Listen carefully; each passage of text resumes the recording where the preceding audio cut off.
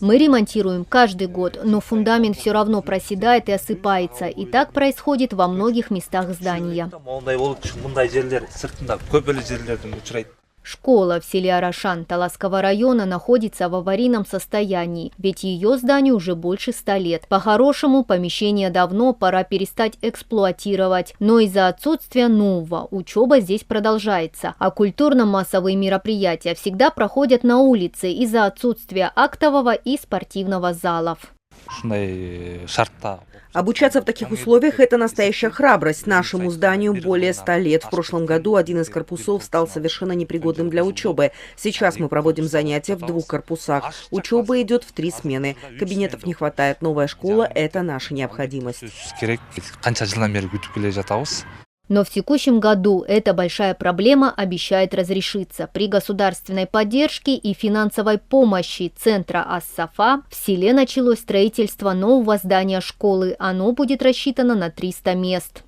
Это уже 3-й проект в сфере образования, который мы делаем в Таласской области.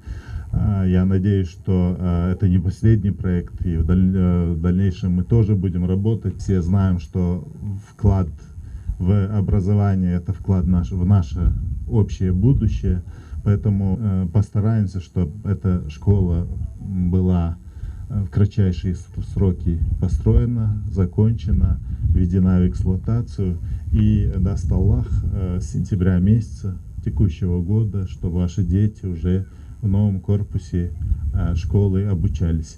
Строительные работы успешно стартовали. Фундамент будущего образовательного учреждения. В торжественной обстановке была заложена капсула времени.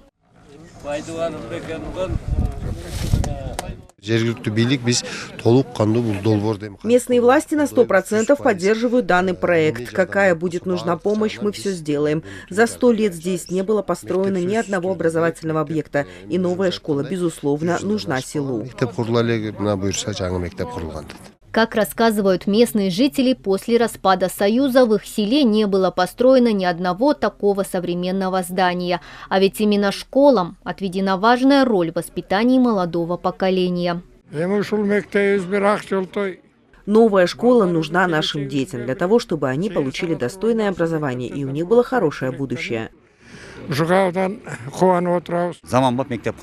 Будет построена новая современная школа со всеми условиями. В здании будет проведена вода и санитарные узлы. Будет небольшое футбольное поле и спортивная площадка. И обязательно крытый спортзал. Отметим, что за 2,5 года в Таласской области было построено около 10 образовательных учреждений. На сегодняшний день строится еще 8 новых объектов. Мадина Низамова, Кайнар Ормонов, Таты Бюбю Кинджи Акунова, Эльтер, Таласская область.